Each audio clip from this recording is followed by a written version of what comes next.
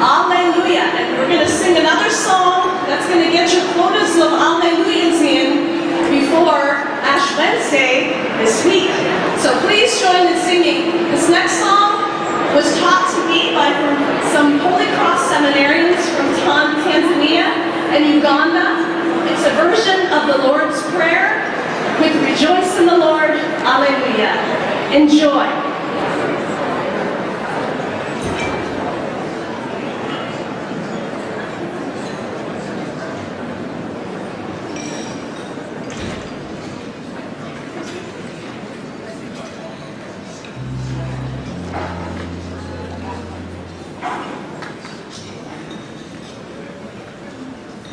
Rejoice in the Lord, rejoice in the Lord, rejoice in the Lord, rejoice in the Lord, rejoice in the Lord, rejoice in the Lord, rejoice in the Lord, rejoice in the Lord, rejoice in the Lord, hallelujah, rejoice in the Lord, hallelujah, rejoice in the Lord, hallelujah, rejoice in the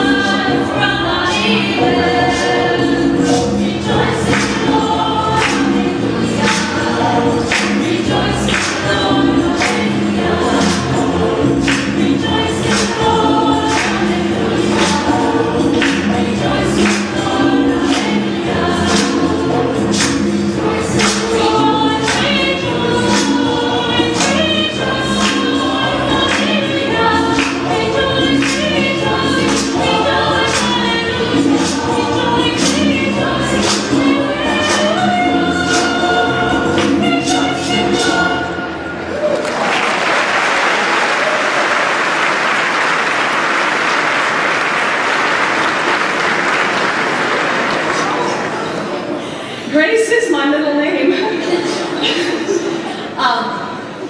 That is a fun song. It really gets you in the mood of Alleluias and what liturgy is like around the world. This final song that we're singing this evening is a song that I composed for this year's winner of the Spirit of Holy Cross Award that is given out every year at the University of Portland in honor of Sister Sue Bruno, entitled All Good Gifts.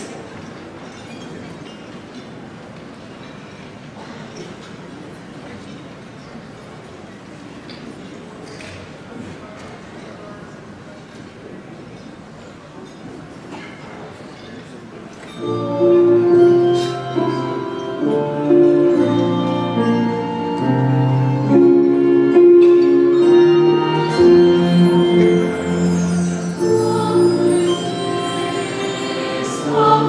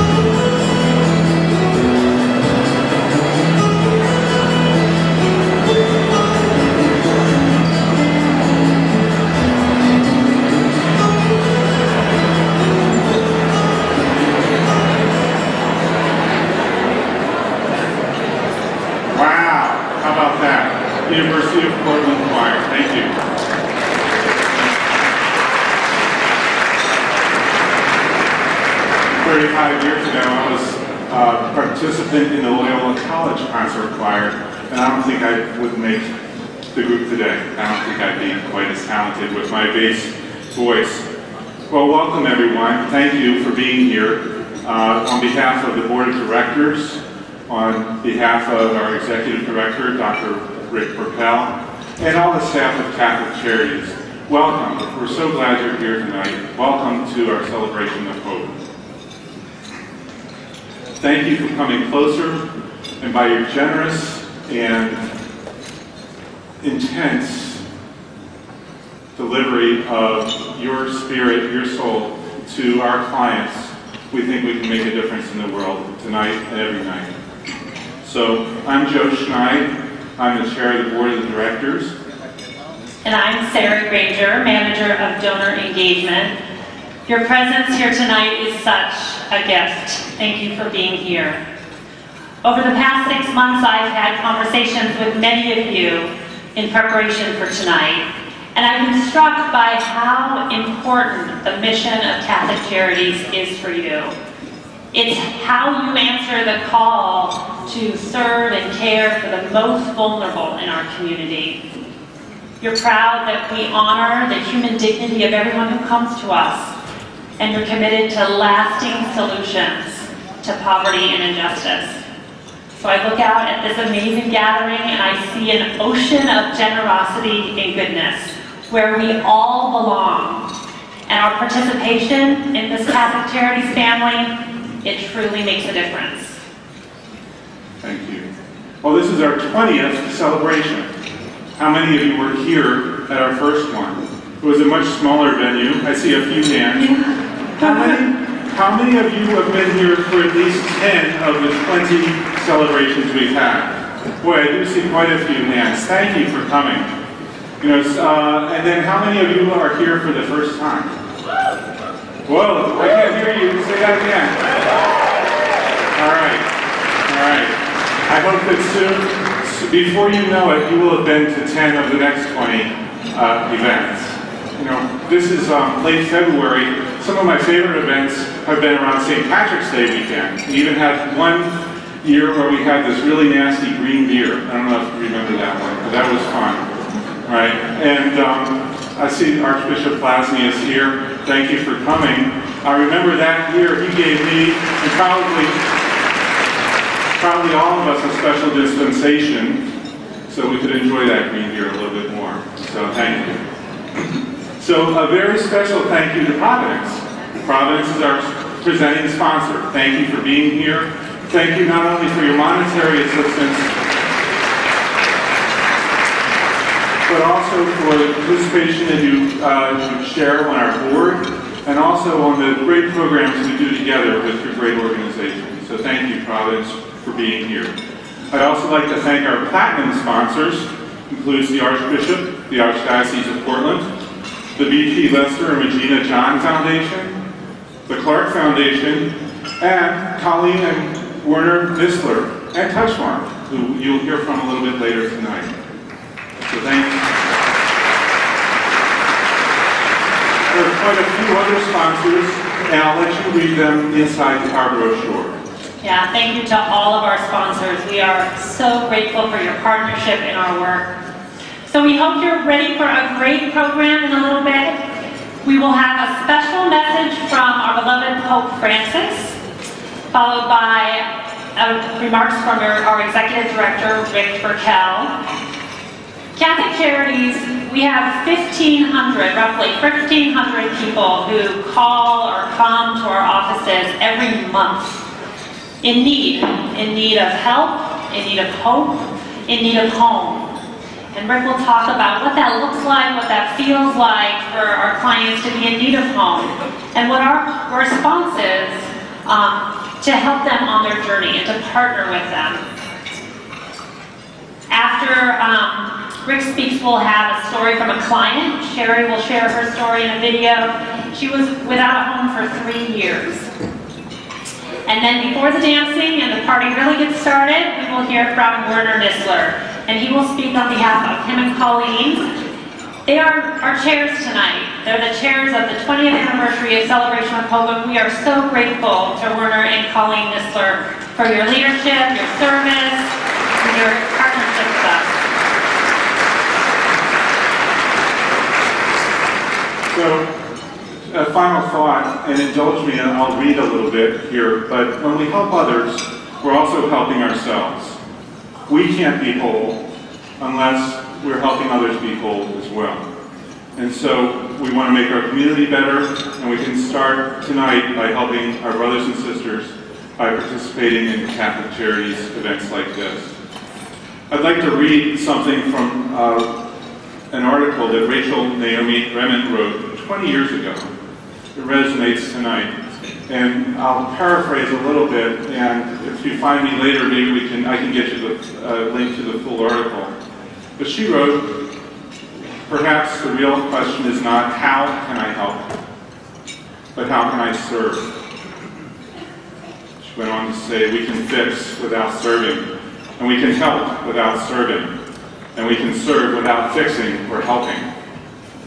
I think I would go so far as to say that fixing and helping may often be the work of the ego, and service the work of the soul. They may look similar if you're watching from the outside, but the inner experience is different. The outcome is often different too. Service rests on the basic premise that the nature of life is sacred, that life is a holy mystery which has an unknown purpose. When we serve, we know that we belong to life and to that purpose. So we invite you to come closer and to serve with your hearts and your talents. Thank you.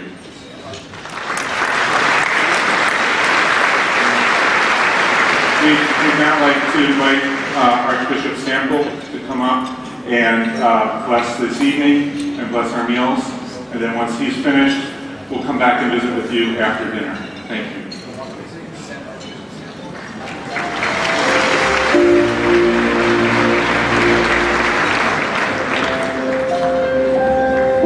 Well, I get the stained glass window, I guess. That's a great backdrop. Before we pray, I just want to thank all of you, first of all, for coming here and being here tonight to support the great work of Catholic Charities in our communities. And I was so pleased when the question was asked how many of you were here for the first time, and to see so many of you first-timers here is a great sign of hope, a great sign of encouragement for us as we go about the work that the Lord has entrusted to us.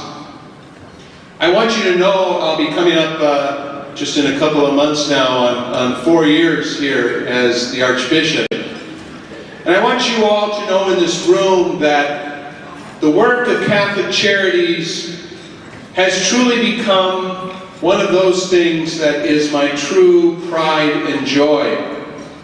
For the work that goes on behalf of Catholic Charities, on behalf of the Catholic Church, in service to our brothers and sisters who are in need and vulnerable. This is one of the greatest missions of the Church in this great archdiocese. And I am so proud of the work that all of our staff in Catholic Charities does in the wide variety of ministry and service that we do. So, as the Catholic Archbishop, I feel very attached to the work of Catholic Charities. I see it really in a very powerful way as an extension of my own ministry to the poor and vulnerable among us, and the ministry of the whole Church to the poor and vulnerable among us. But the great thing about Catholic Charities, beyond it just being Catholic Charities, is how this great organization brings together many stakeholders in our community. It isn't just a Catholic thing, but it brings together people of all backgrounds, all faiths, all experiences of life in a common effort to take care of suffering humanity here in Western Oregon. And that's one of the greatest things for me with Catholic Charities is that it binds all of us together in community.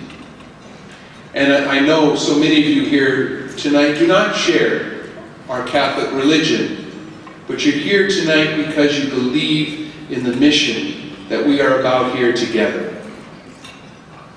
And my brothers and sisters, right now in our nation, in our world, we need that community spirit more than ever. We need unity. We need to come together in a common effort to take care of those who are counting on us to care for them. This isn't the time. Thank you.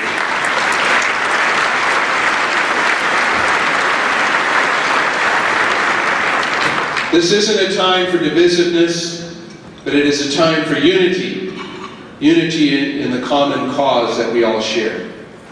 And I pledge to you that the Archdiocese and the great work of Catholic Charities will be always a partner with all of our community brothers and sisters. We live in a time that there's a special focus, obviously, on certain issues that Catholic Charities takes care of. We're especially focused on our service to our immigrant population, our refugees.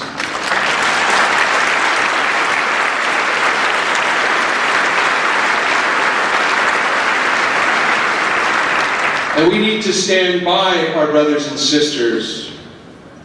We need to be in solidarity with them. We need to stand with them, no matter what their status, because they are all sons and daughters of a loving and merciful God. And we need to be God's instrument in taking care of them.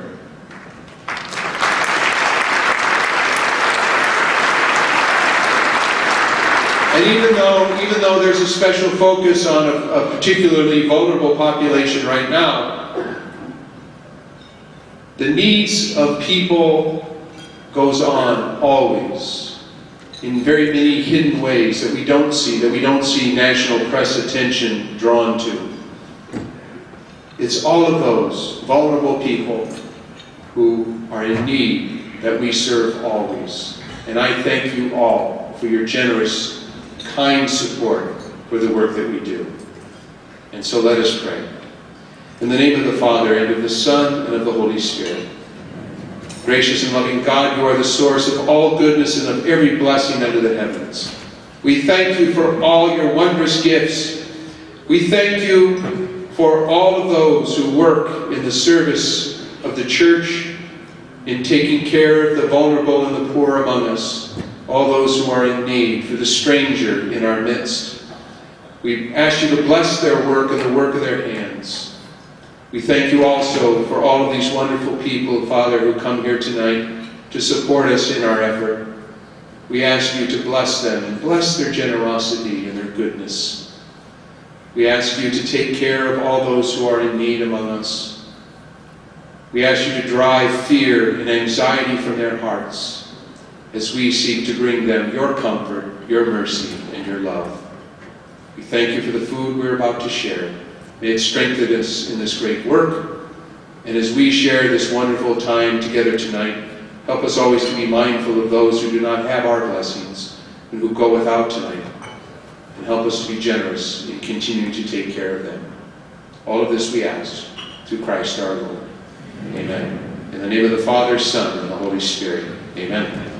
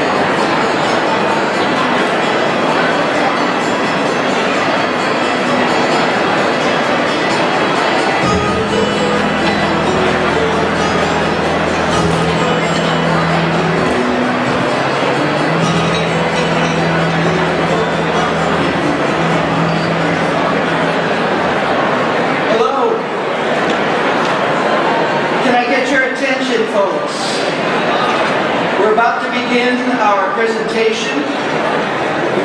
About to begin the program. To begin our program, I'm really excited to introduce the internationally known Cappella Romana. This is a group that specializes in sacred music, both Catholic and Orthodox traditions. They're a Portland-based group, but they travel the world to provide concerts. There'll be a concert in Portland at the end of March, if you're interested. To begin our program, they will perform an ancient hymn in Greek called "Open to Me, the Gates of Repentance." This is a meditation on the fact that we all need God's mercy. But I want to tell you a little bit about the presentation at the end of the evening as well. They will close tonight's program later on with a special treat for us tonight.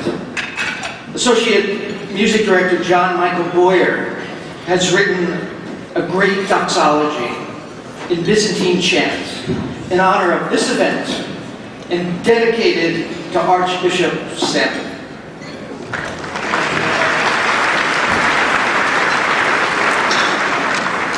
But first, before that, open to me the gates of repentance.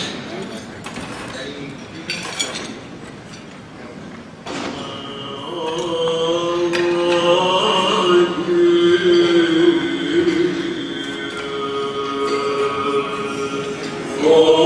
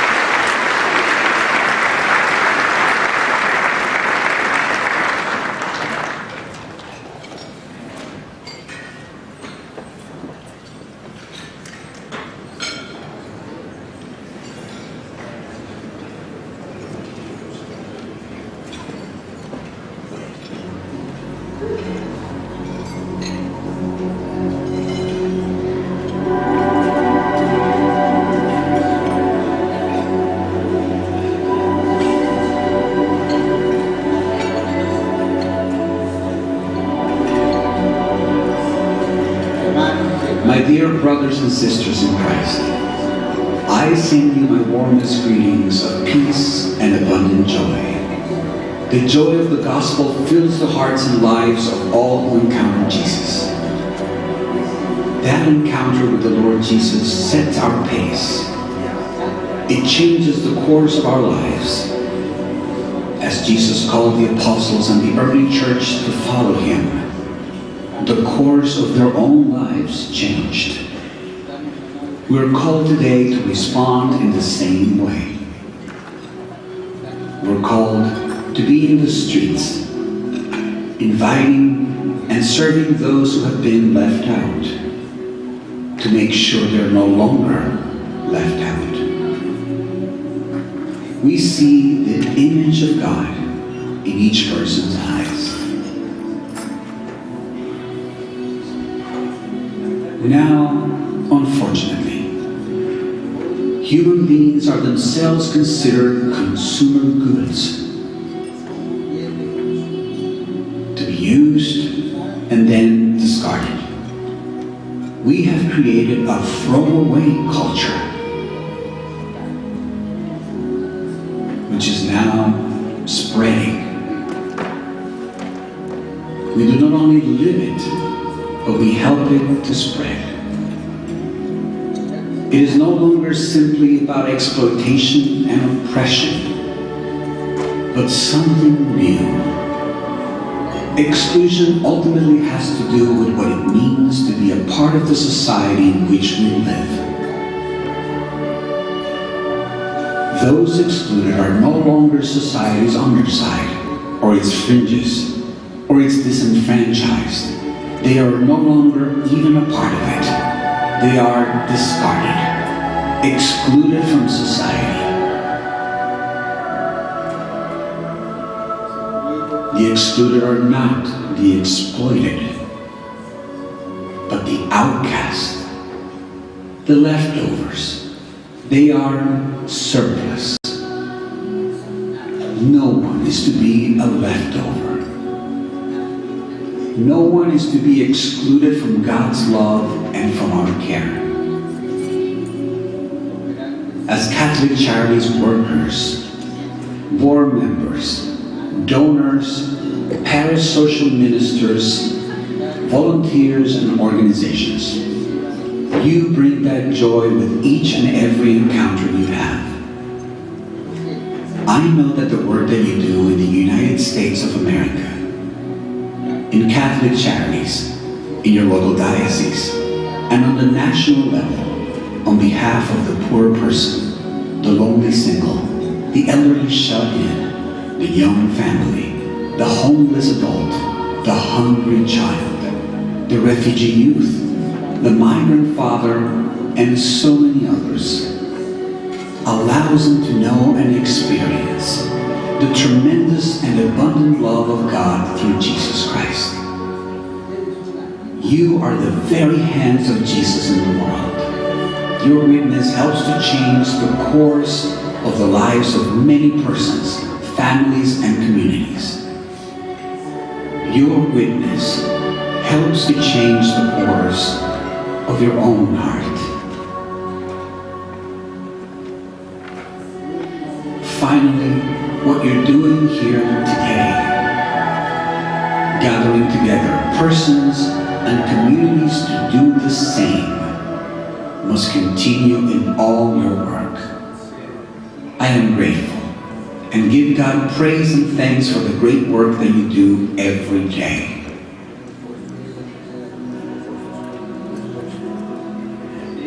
I know that you're in the streets, caring for the people you need, through all your works of charity and justice. You are the engine of the church that organizes love, Caritas, for all believers to work together to respond through the corporal works of mercy. You set the pace for the church to be in the world each day. You help others change the course of their own lives. You're the salt, leaven, and light that provides a beacon of hope to those in need. you help to change the course of your local communities, your states, your country, and the world by your witness to that encounter with the Lord Jesus, who gives us abundant life and joy. The joy of serving and advocating for the good of all continues that call of the early church to make sure that all needs are met.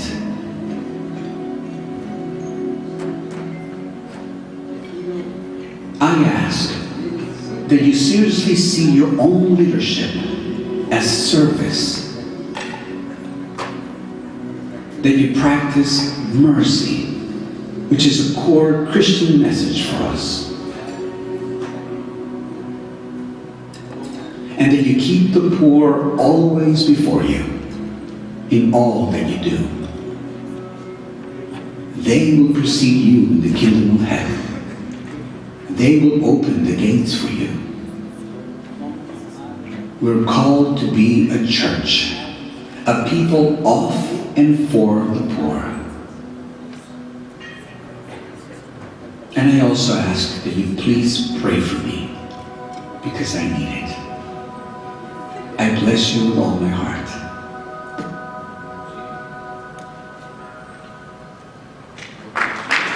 Ladies and gentlemen, Dr. Richard Wilco, Executive Director of Catholic Charities.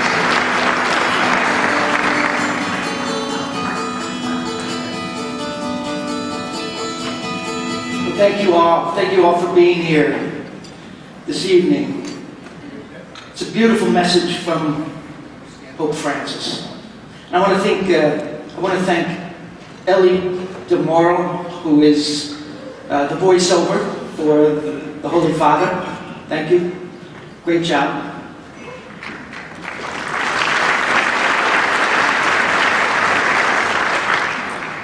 We love this video, and we use it as an introduction. We use it for orientation for our staff and our board, because it really gets to the heart very quickly of who we are and why we do what we do.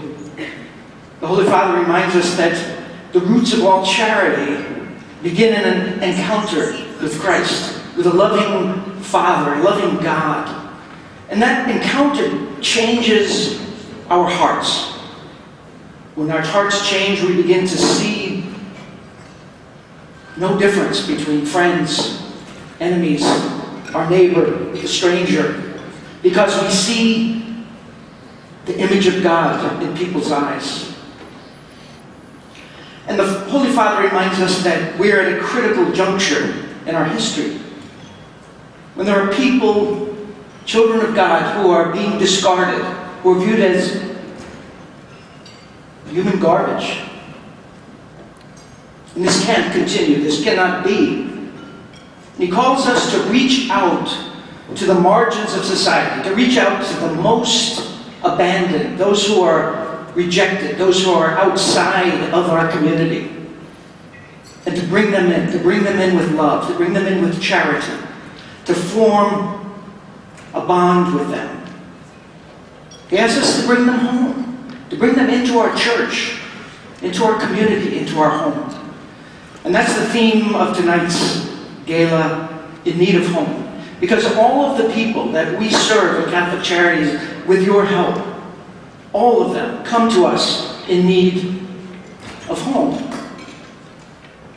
Whether it's the family recently evicted from their home, living in a car with their 3 children, whether it's the immigrant family from South America, Central America, Mexico, who comes fleeing violence, crime, and comes looking for a home in Oregon, but still has nowhere to lay their head at night where they feel safe, where they can work, where they can go to school. Whether it's a refugee family who spent 10 years in a refugee camp in Uganda, waiting for that ticket to come to the United States, with no hope that it would ever come. Whether it's the woman, the unhoused woman who lives in the park by you, under the tree. Whether it's the pregnant mom who comes to us fearful to give birth to a child because her own experience with sexual abuse, with trafficking, with mental illness is such that she believes she could never provide a home for this child. Wherever it is, those people come to us, 1,500 of those folks a month. And home means different things to different people. For some of our folks, it's the need for something, a roof over your head, a simple place to cook, to have a meal. And we do that in Caritas Housing. We have 1,600 people living in affordable housing in Oregon. But we need 26,000 units of housing. And some people come to us with the need for safety and security, and we do that sometimes by helping people become documented, to have legal papers so that they can live here legally. And some people come to us with a need for recognition and just to be seen. And we do that in our drop-in center for homeless women. And some people come with a need to learn just the basic life skills that allow you to succeed in society. And we do that in our Family Success Center, where people come to learn the basics of budgeting and how to get out of debt. And all in all, everyone comes to us in need of a home where they can thrive, where they can become what God fully wants them to be. Now, I want to tell a story about a woman, a young girl actually, named Sahara. You may have read this. She's been in the paper recently. She came to Portland some time ago. Sahara was 16 years old in Somalia, in Mogadishu, when her family was forced out of the city, forced to flee. When she was born, the war in Mogadishu and Somalia had already been ongoing, the civil war, for 10 years. The family was forced out. They traveled across, their home was destroyed. They traveled across Kenya to Uganda, where they entered a refugee camp. And they lived there for 7 years. And during that time, Sahara applied for refugee status. And after 7 years and vetting by the United Nations, the CIA, the FBI, Homeland Security, and the State Department, she, now a 23-year-old young woman, was granted asylum status to come to the United States. The golden ticket. But there was one small problem. She had a child now. In those 7 years, she'd become a mother and had a 1-year-old. And this is Savannah's choice. Either stay in the refugee camp and certainly face an early death, and probably have her son taken into a paramilitary group as a boy soldier, or leave her son, 1 year old, because he wasn't part of the ticket. Leave him and come to the United States with the hope, no guarantee, that someday she would be reunited with her son. Sahara came to Portland in 2013. And she took up a job as a housekeeper. She worked every day. And every night she'd go home and dream about her son, Abdi. Sometimes the dreams were good, and oftentimes they were nightmares. Just a few months ago, Catholic Charities was called to say that Abdi would be granted permission to come join his mother in the United States in Portland. And there was great celebration until just on the eve of that flight from Africa to Los Angeles to Portland, an executive order came down halting all immigration of people from Somalia and 6 other, primarily Muslim nations. Abdi was one of those. There was a minor miracle when the window opened up and the State Department rushed him through, and 2 weeks ago, Abdi arrived in Portland. and joined his mother.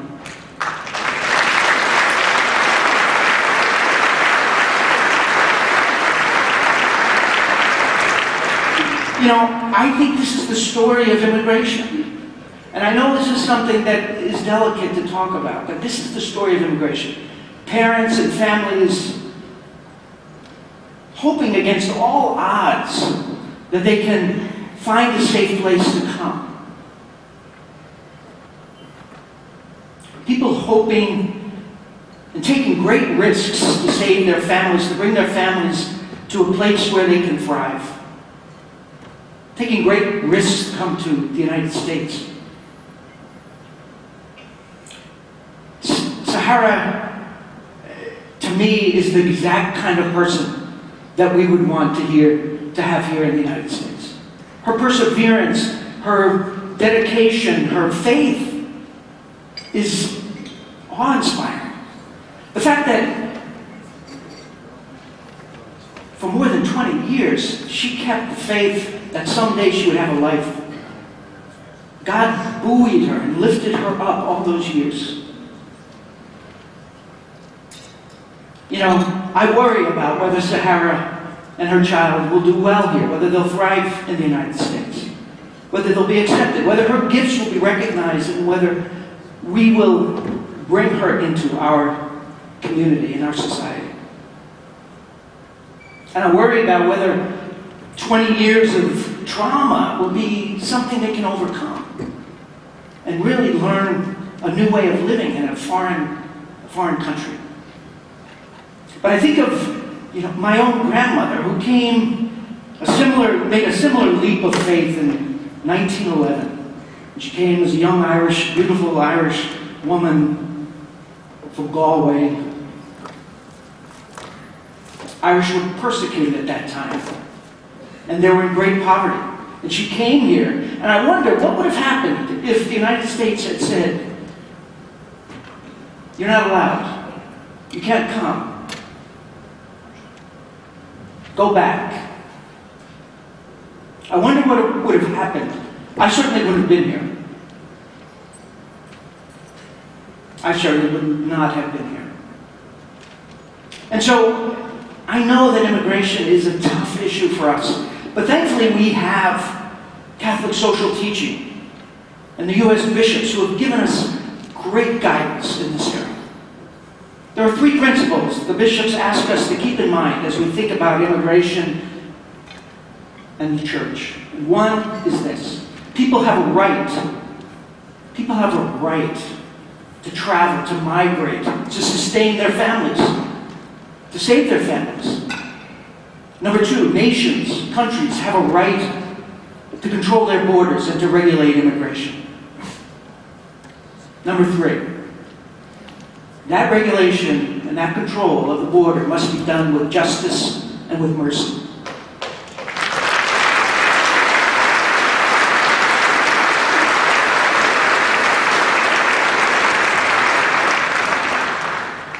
Thank goodness for our bishops.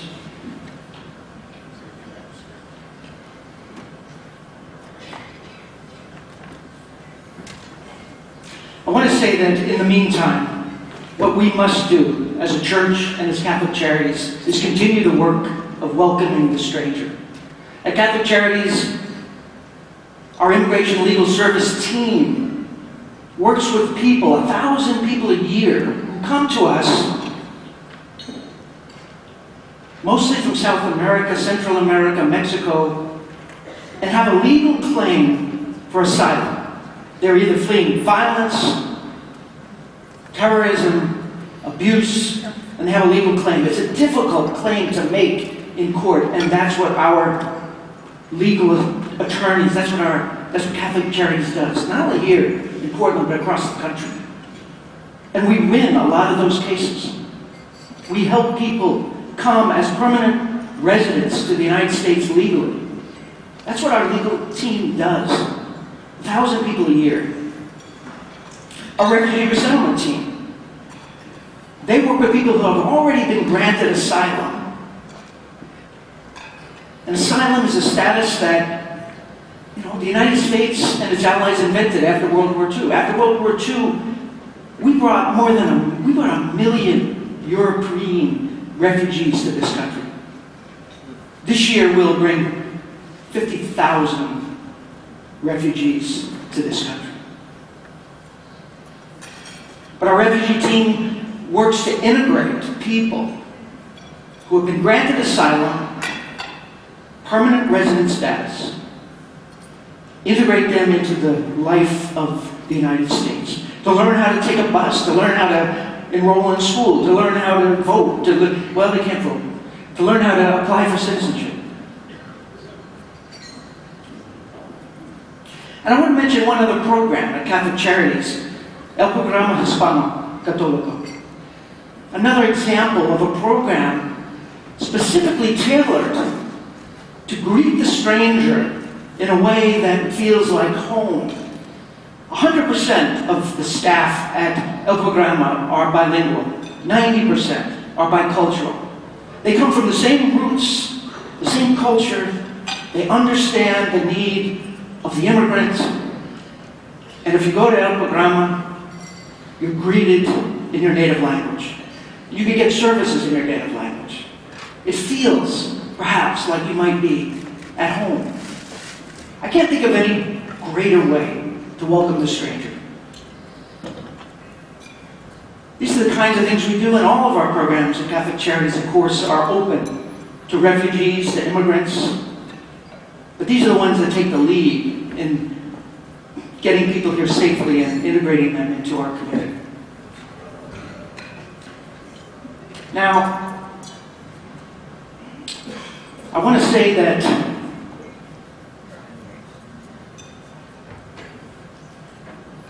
I thought we were going to have a quote up here. I want to say that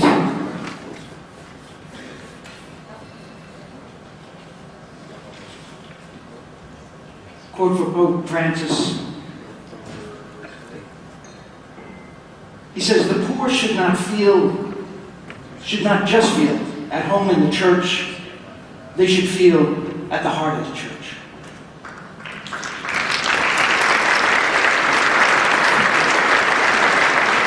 So I'd like all of us to think right now about what you would do if you were faced with a horrific situation, the terror, the war, the crime, the abuse, the oppression. What would you do for your family? What would we all do? And secondly, I want you to think about, what would you want someone in the United States to say to you when you came to the door? Wouldn't you want someone to say, "Welcome, welcome stranger"? Wouldn't you want someone to see the image of God in your eyes? Would you not want someone to welcome you?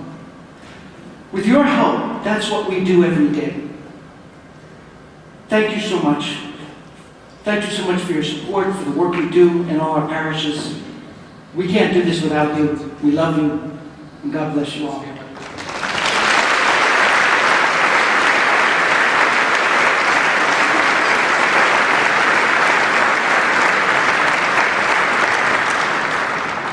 I want to introduce a short video, because besides doing immigration work and refugee resettlement, we do a lot of other kinds of work. And another kind of homelessness that has been at the top of people's minds in Portland and in Oregon this year are the unhoused, people living on the streets. The video you're going to see is from one of our clients, Sherry. At the beginning of the film, there's a knock on her door, and one of our staff, Margie DeShane, who is the director of our Housing Transitions Program, comes into the room and begins an interview. And Sherry gets to say a little bit about what it is like. What does it feel like? What's the experience of being homeless here in Portland?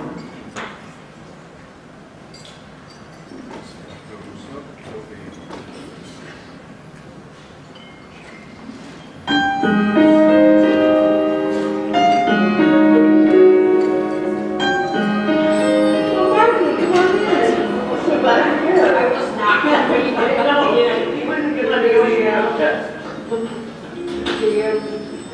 Everything looks good. Yeah. First time you've been here. Sure. Come on, Marty. Show you my We way. were good. Okay. Taking the tour. It's nice. I did have I had a breadboard here, but it was too crowded. Yeah. So I got it good. There isn't really a good place. Not there, maybe, but. Well, no, it's on the rollers. Oh, it's on the rollers. Oh, that kind. Yeah. Cool. Little bathroom. Oh, your bedroom's huge. Yeah. Really neat. So my name is Sherry, and I was born in Seattle. Lived there for 40 years. Then I moved to Alaska for 8 years, and then I came to Portland about 3.5 years ago, I think. So when I was in Seattle, I had an excellent job. I was a hairdresser. And then when I came to find here, I also did hair in Alaska. What I found here was that I wasn't getting any hairdressing jobs because I believe it was my age. And also Portland, it's a really young town. And, you know, I don't look hip anymore, like tattoos or piercings or... So I tried for like 2 years to get a hairdressing job and I couldn't get one. And not because of lack of experience. So then I just took whatever job I could get, like cleaning houses. How I got to be homeless was I answered an ad on Craigslist for a room because you can't really afford an apartment by yourself, not making $10 an hour. So I rented one room and that worked out for about 4 months, but there was like 5 other, they were all guys, and they partied all night long every night, and I had to get up every day to go to work.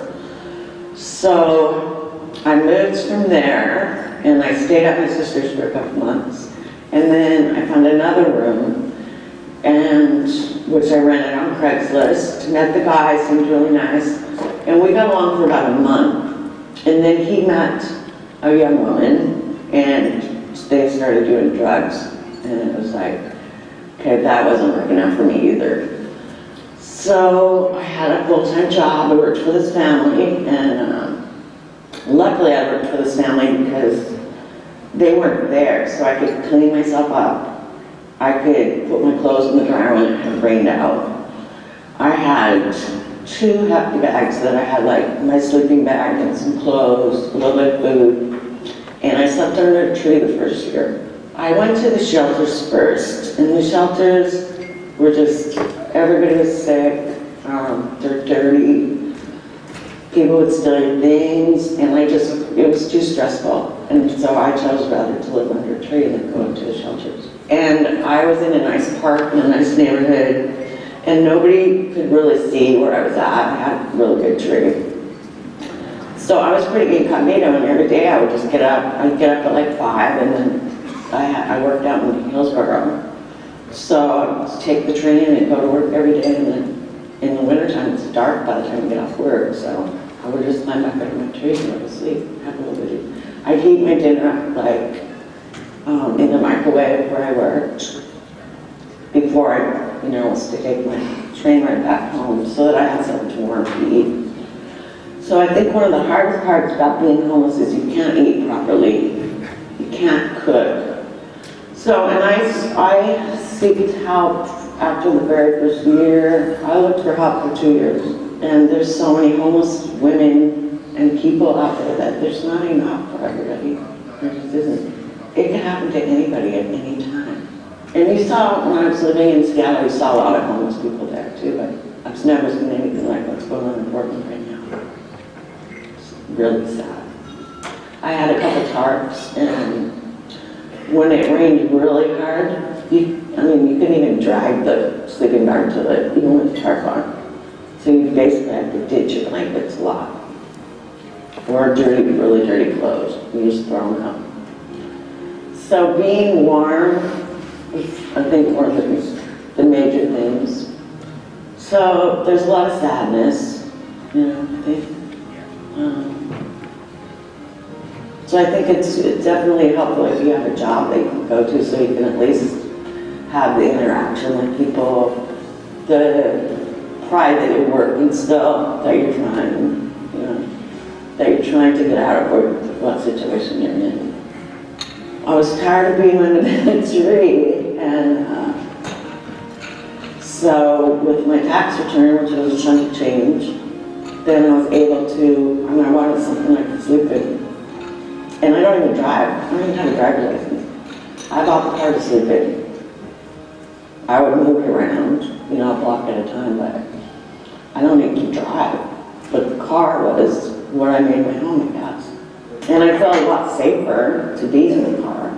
And you can escape the world because you have your privacy, at least in your car. You know? You're not just out there in the elements for anybody. You feel like, kind of feel like an animal in a zoo or something. Who's looking at you.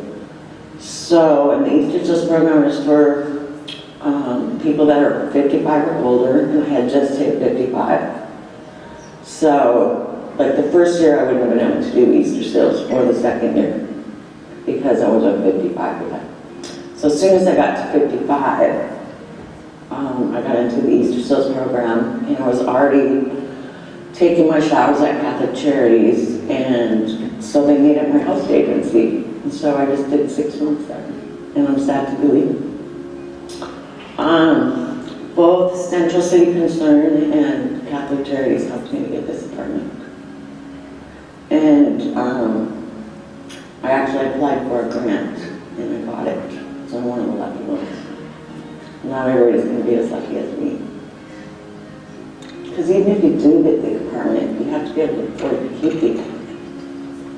And that's hard when you're making very much money. Truthfully, I just sold my car 2 days ago because I was fearful of getting rid of it. And I'm still fearful. I'm fearful that I could get back out there again. So, I mean, it's lovely. I love it. I can cook. I can be clean. But you still, I think it takes, I don't know how long it's going to take for the fear to go away. I don't know. And I feel terrible for the girls that are still out there. Especially when they're downtown or in shelters. Yeah, I like to cook for them because I know that it's horrible not to have hot food for a while.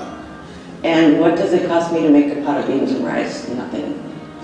$5, $10. And I can feed 20 girls with that. And they so appreciate it because they want some hot soup, you know. So yeah, I was a client for 2 years at Catholic Charities, and then I got with the program of Easter Seals, and since I was already a member, so to speak, of going to the day center, I was able to get the job there. And I kind of already knew the job because I'd been going in there. You know, you sign everybody in, you make a copy, give them towels, and make sure the shower's clean, you know. So I kind of already knew the job, but I think the girls, they deserve special care. If you can give it to them, you know, it's not a lot that I can give them, but, or like if somebody needs a pair of boots. One lady, they came and took her tent away while she was gone. You know, that's her camp or whatever. So another girl that comes in there went and bought her a tent. So she had shelter again. So right now I'm just comfortable being able to cook my food, have my cat, be able to lock my door, be able to have a bath every day. Just the things that, if you weren't homeless, you don't even think about those things. But they're all gifts. We miss you a lot. And now I'm going to miss, I already missed it. I don't even want to start a new job. But I'm happy with my work. But this is moving forward for you. Yeah. And you know, for us, it's just such a comfort zone for me though. Mm-hmm. I know. It's a comfort zone for us too. We all need that. But we loved having you here so much. Loved hanging out with you every day. Thank you. Thank you.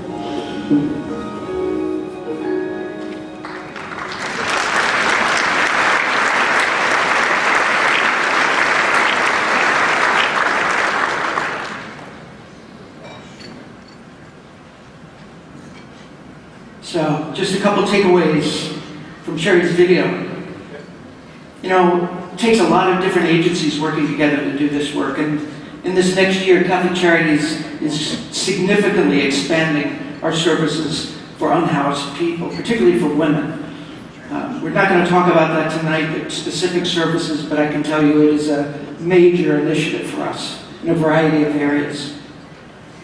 The need is great, and what we hear from Sherry is that the trauma of being unhoused doesn't leave very easily. It's there with people for a lifetime.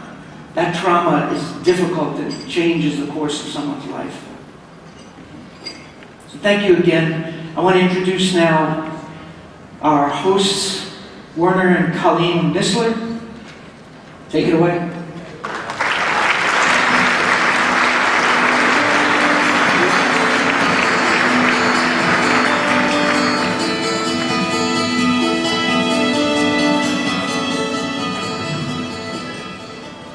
Well, good evening.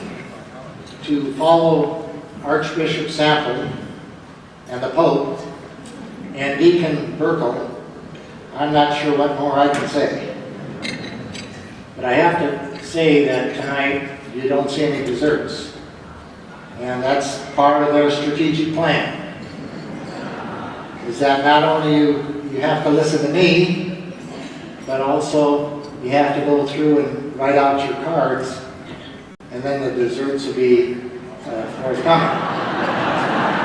So it's all part of a master plan. We just didn't want you to think it was some kind of a malfunction tonight. And by the way, I was going to check. Any Gonzaga fans in the audience tonight? Well, in case you may know, Gonzaga is 29-0. And tonight, they're going for 30-0, and thus sweep the entire season with never having lost. And they're playing the BYU Cougars. Well, I can say that all of us as Christians and Catholics, we are the people of the current day saints, not the latter-day saints. So I'm hopeful we'll hold for a victory. And I might also say that should you want to sneak a peek on your phone to see where we stand, please feel free to do so. So I'll be serious for a few minutes here, and then we'll get on with the desserts. First, I'd like to have us all thank Archbishop Sample for his wonderful remarks early. He's a tremendous inspiration. He's providing great leadership to us. So let's give him a big round of applause.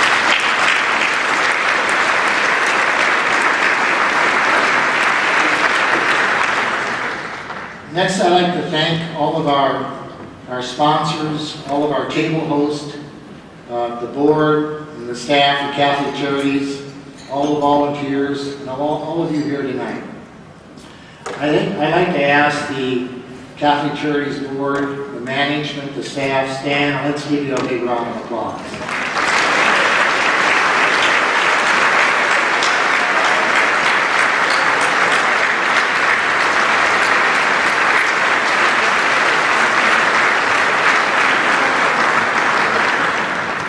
Without your leadership, your dedication, along with all of you here tonight, Catholic Charities couldn't do this life-changing work. Colleen and I have been coming to Catholic Charities for many years. I don't believe we've hit all 20, but a particular evening we came back in 2002. We had just returned from China, where we adopted our baby daughter, Lucy. And we arrived on a Friday, and of course the event was a Saturday. We couldn't find a sitter, and so we brought Lucy with us. And so Lucy, actually that evening, she brought the choir to a couple higher octaves. No, she was really a great child. She sat under our table and didn't leave a peep. She was fantastic. As you know, Catholic Charities clients are the most vulnerable of our society. Most of us in this room support our schools and various charities. Catholic Charities has no parish, has no school behind them. No person, no organization behind them other than us and the good people of Catholic Charities that make all this possible. So we're the team to help the most vulnerable. As I've studied through Catholic Charities' website and done quite a bit of reading, I'm very impressed with how Catholic Charities works to lift up their clients, to make them self-reliant and self-sufficient. They have coaches on staff and volunteers available to teach people how to become good citizens, budget and spend wisely, and how to pay it forward. As you've heard tonight, our theme is in need of home. And I think it resonates well for a number of reasons. For all of us, the idea of home, both having a roof over our heads and a space of solitude, is universal. How would we feel without a home? For Catholic Charities, ensuring that each one of the 20,000 clients has access to a place to feel safe, be warm, and call a place of their own, that's Catholic Charities' #1 goal. We know the homeless problem here in this city. On any given night, upwards of 35 individuals call the streets their home. Take a look around. We have a little over 900 people in this audience tonight. Let's multiply that times 4. We've got 3,600 people who are sleeping on the streets who don't have a home. And now consider the high school dropouts for a second. In this state, we are, I believe, the 3rd lowest in graduation rates with high school students. And that means that 40% of these students don't graduate from high school, and what happens? They're going to be many of the homeless of the future. So this problem extends far beyond into the vulnerable children and the young adults. Catholic Charities, parents, and all of us, along with the city and the state, need to help all these people stay in school and help us all work through this homeless problem. Last year, in just one of Catholic Charities' affordable housing complexes, they saw a graduation rate of 92%. That's remarkable. It's remarkable, especially considering the struggles many of these kids have faced in their short lives. Catholic Charities work closely with each of these students and their families to ensure their success. As Pope Francis reminded us, and you saw the quote a bit earlier, "You are the very hands of Jesus in the world. Your witness helps to change the course of the lives of many persons, families, and communities. Your witness helps to change your own heart." Now I'd like to show you a few slides, and then the dessert is coming, so if you can bear with me for a few more minutes. They gave me this clicker that they assured me was going to work. And as you see this wonderful screen here, it goes from the Canadian border to the California border. It's very large, isn't it? It's what a nice piece of equipment. So the first slide I want to show you is the headquarters on Powell. This building just opened in 2010. And in Catholic Charities, we have 150 employees, 500 volunteers. Catholic Charities operates on an annual budget of $12.7 million. And within Catholic Charities assets, we have these 700 homes that are there for low income and affordable housing. The slide, when I look to put dollars toward charities, this is a real key number, a percentage that I always look for. And that is that 88% of the money that is raised goes direct to programs. That's a very, very high percentage, and I want to congratulate Catholic Charities on management, their board, because this is a fantastic percentage.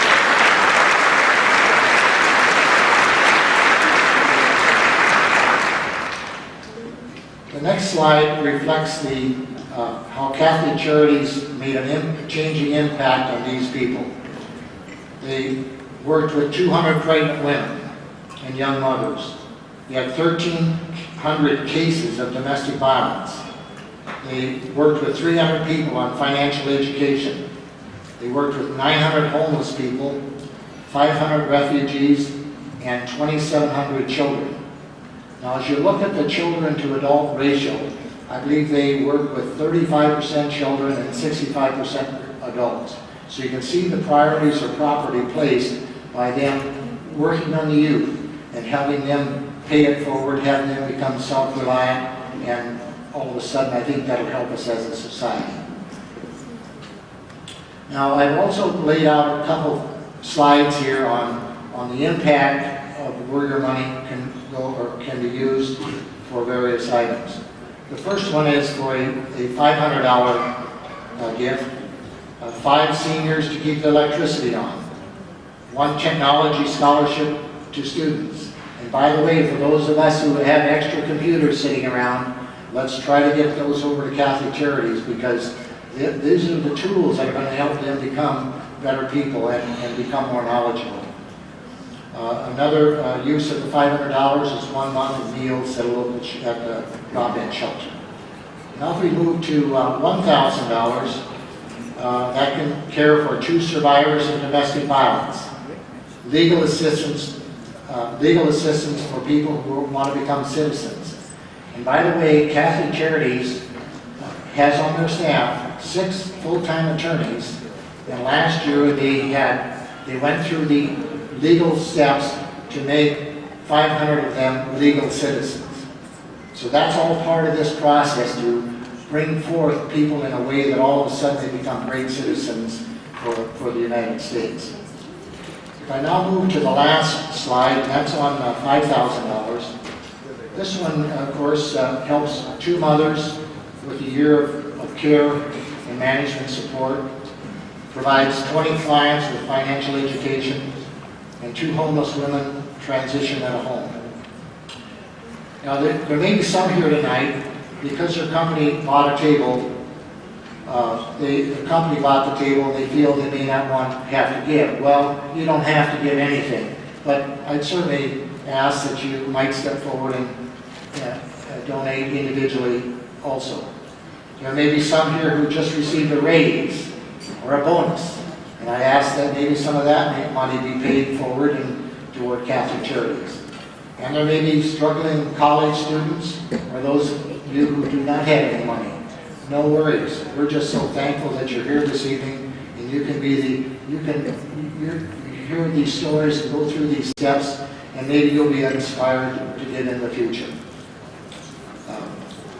With great thanks, I'd like to recognize these incredible sponsors for the match.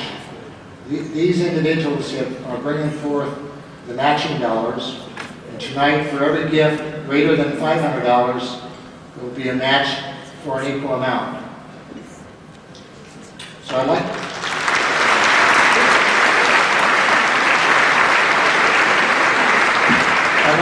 to say their names, and most of you may be able to read them on the screen, but Al and Sue Corrado, Mark and Leslie Dams, Susan and Jim Price, the Thornton Family Charitable Trust, Vista Capital Partners, John and Mary Ann Wagner, and then we have an anonymous donor. Let's give them a big round of applause.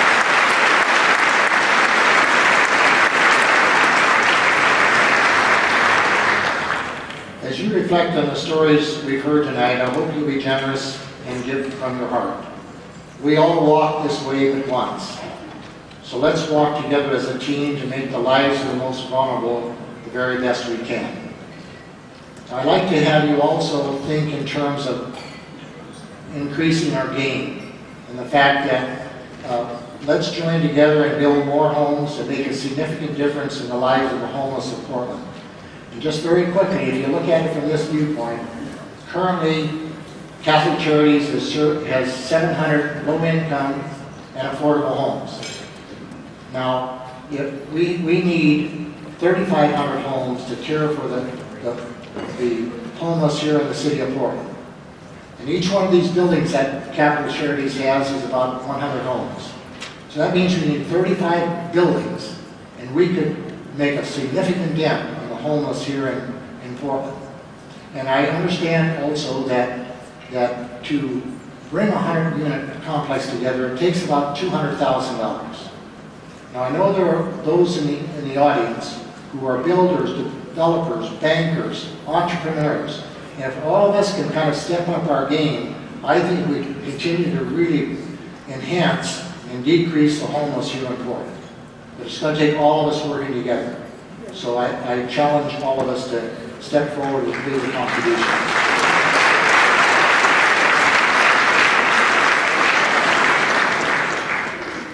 So now it's almost dessert time. And on your table is a silver box with some envelopes inside.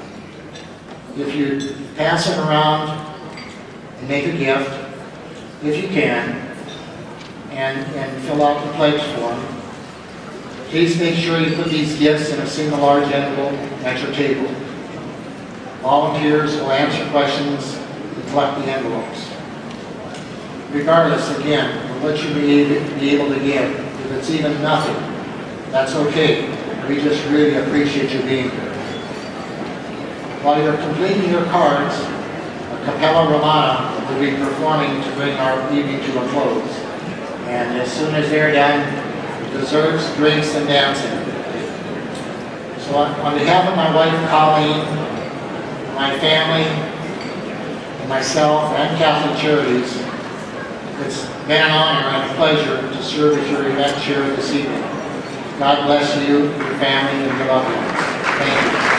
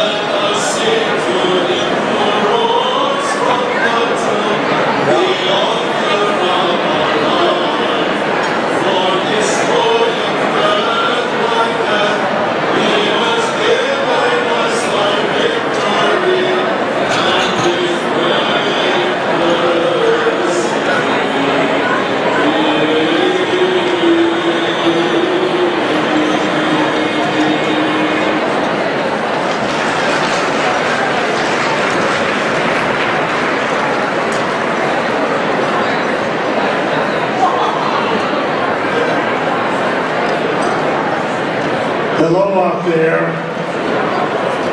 Can I have your attention? Hello? Hello? All right, I want your attention. I need to talk to you about being a Catholic. I want to talk to you about people laying on the sidewalk on the streets tonight. It's cold out there. I want to talk to you about what you can do about it. I want to talk to you about how we can eliminate this issue. This is the most wealthiest country in the world, and nobody does anything about it. People look at these folks on the corner and they say, get a job. Forget it. Get a job. You think they wouldn't get a job if they had one?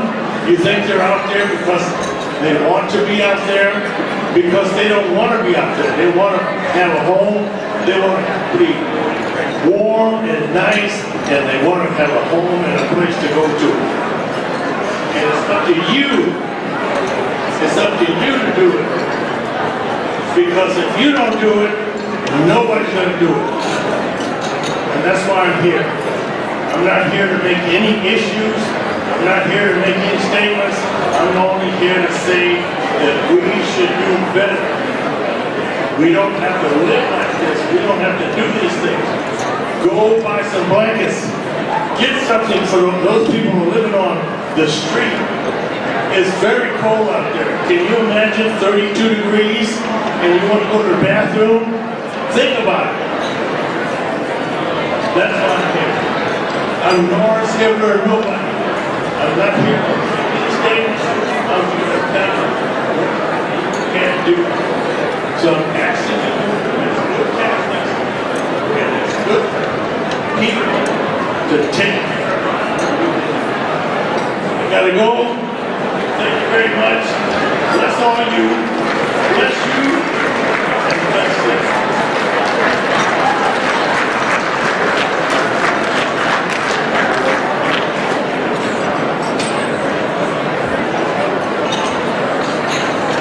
Ladies and gentlemen, please enjoy dessert, drinks, and music from the Johnny Martin Band.